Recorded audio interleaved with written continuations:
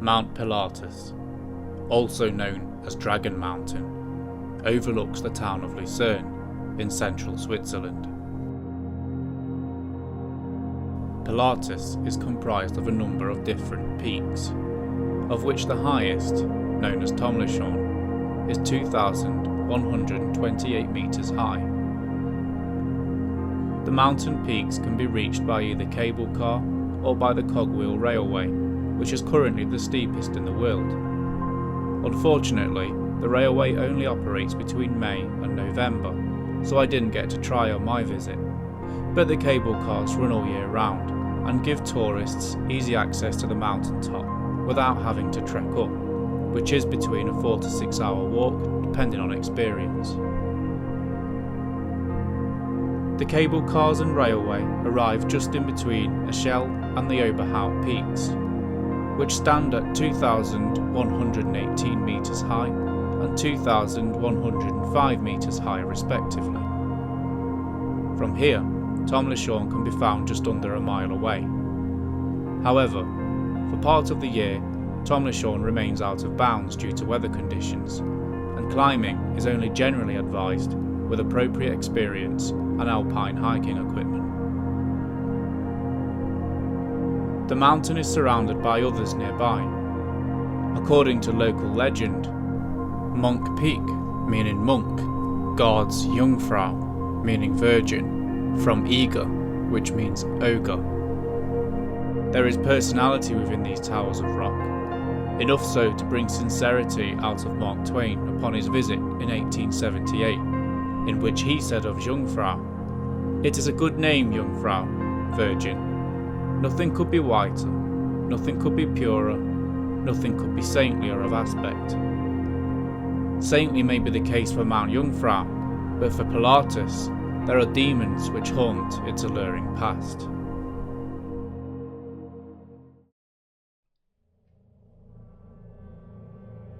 The name Pilatus has no conclusive origin. Some have suggested that the name comes from the Latin word pilatus, meaning capped, and translated into the modern word pilated, most commonly used now to identify a specific variety of pilated woodpecker.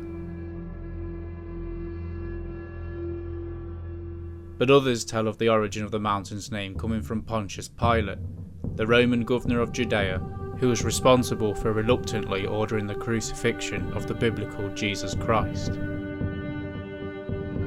According to legend, Pilate's life after the crucifixion fell into misfortune as divine justice for the greenlighting of Jesus' death.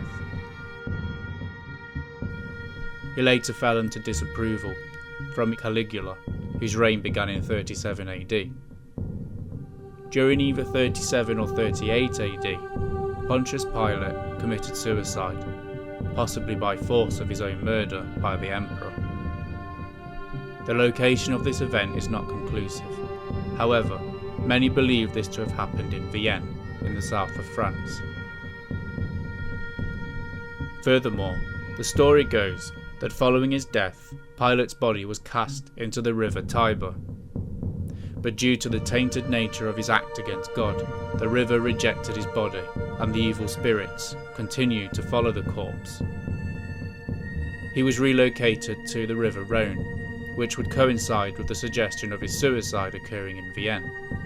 Again, however, the waters resisted the corrupt spirits that followed his body. He was finally relocated to Mount Pilatus, which, according to the Roman poet Titus Lucretius Carus, years before Jesus' crucifixion, had described the Alps as the waste places of the world, where nature had swept its rubbish. Thus, as craggy, disordered blemishes amongst the natural beauty of earth, a common perception of mountainous regions to the classical and medieval mind, a location high enough and isolated enough to contain the hellish corruption that followed his body was finally found to be sufficient. Legend has it that every year on Good Friday, Pilate's spectre rises from a lake in Pilatus in a feeble attempt to wash his hands from the blood of Christ. Many of those who claim to have seen the spectre throughout time have supposedly died within the same day, or at least within that year. It isn't unreasonable to suggest that such legends would instill fear among the hearts of the residents in Lucerne throughout the years. Bad weather conditions were often considered a byproduct of the evil spirits that still haunted the domain of Pilate's corpse high in the mountain. It wasn't until the 16th century when it was considered legal to attempt to climb Pilatus. Around this time, strange legends and eyewitness accounts of dragons residing in the mountain began to emerge across the land. One such legend comes from Christophorus Scheer, a prefect from the canton of Uri in Switzerland. In a collection of scientific writings named Mundus Subterraneus, published by Jesuit polymath Athanasius Kircher in 1665, Christophorus makes the following statement. In 1619, I was contemplating the serene sky by night. I saw a very bright dragon with flapping wings go from a cave in a great rock in the mount called Pilatus towards another cave known as Flue on the opposite side of the Lake Lucerne. Its wings were agitated, much with clarity, as its body was long, as well as its tail and its neck. Its head was that of a serpent with teeth, and when it was flying, sparks were coming out of it like embers thrown from an incandescent iron when struck by smiths on an anvil. At first, I thought it was a meteor, but after observing more closely, it was truly a dragon from the recognisable motion of its members. This I write to you, your reverence, in case you should be in doubt that dragons truly exist in nature. Some ufologists have claimed that this can be seen as evidence for a historically documented account of an alien spacecraft. However, I prefer to take Robert Anton Wilson's more literal understanding of a UFO as being in the name, an unidentified flying object. What Christophorus saw was almost certainly an unidentified flying object, which he concluded as a dragon throughout his own understanding.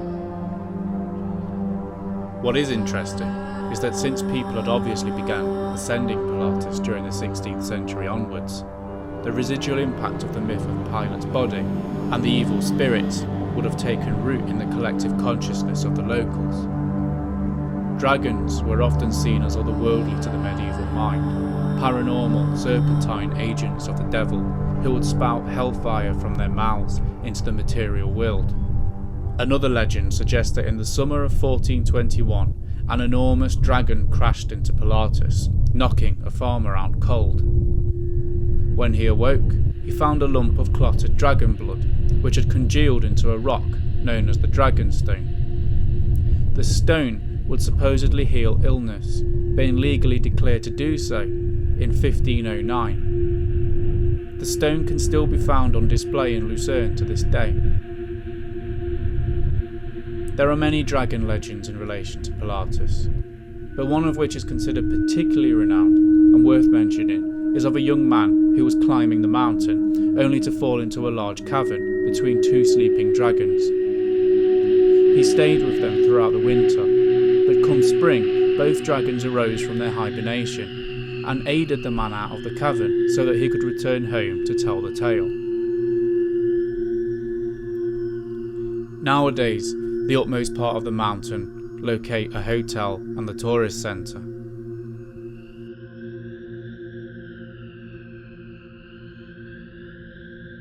The dragon legends have been readjusted as a marketing tool to generate income, and you can purchase soft toys depicting the mythical creatures. Instead of "Here be monsters," the most cautioning experience appears to be one of these oddly placed "Beware of the dog" signs at the gift shop. But there is plenty of lore, legend and history to the mountain that will be well worth an explorer's time. Following the credits, there is bonus footage of the cable car journey from top to bottom, including the dragon ride, which makes the third and final part of the journey up Pilatus.